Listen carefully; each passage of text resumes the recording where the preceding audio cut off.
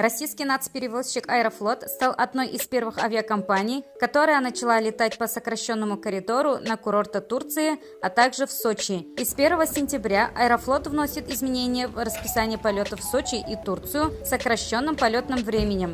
Время полета сократится на 20-30 минут, сообщили в пресс-службе перевозчика. Подписывайтесь на канал, чтобы быть в курсе последних событий из мира туризма. Всем известно, что после начала спецоперации на Украине большая территория на юге России была закрыта для гражданских рейсов. Поэтому дальность полета между Россией и Турцией выросла. В итоге принято решение открыть дополнительный транспортный коридор в районе Сочи, причем количество разрешенных полетов по этому маршруту составляет 15 рейсов в час, то есть 360 рейсов в сутки.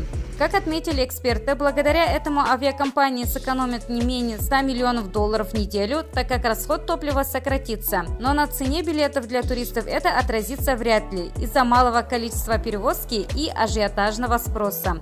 Также стало известно, что специальные опции и инструменты для туристов планируют добавить в Istanbul City Card, проездной на общественный транспорт в турецкой культурной столице. Запуск новой программы состоялся 1 сентября. Туристам обещан комплект гида, дополнительный пропуск в музей и даже возможность использовать карту как электронный кошелек.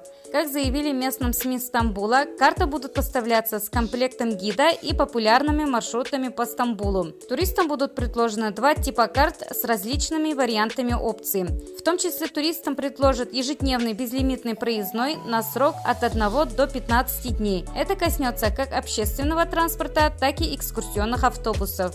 Кроме того, обещают, что в скором времени в Istanbul City Card будут добавлены дополнительные опции, в том числе вход в городские музеи, а также проезд на паромных линиях между двумя сторонами Босфора. Также рассматривается опция электронного кошелька, благодаря которой можно будет расплачиваться в некоторых супермаркетах. В муниципалитете заявили, что использование Istanbul Card – лучший способ избежать проблем с передвижением в городе, который печально известен своими пробками и завышенной стоимостью такси. Карта включает большинство маршрутов общественного транспорта, включая трамваи, работающие вокруг площади Султан Ахмед, одного из самых посещаемых туристами мест в городе. Туристам пояснили, что данные карты будут в продаже более чем в 30 местах. В основном точки продаж планируется разместить в тех местах, где часто бывают туристы. Карты будут продавать через электронные торговые автоматы.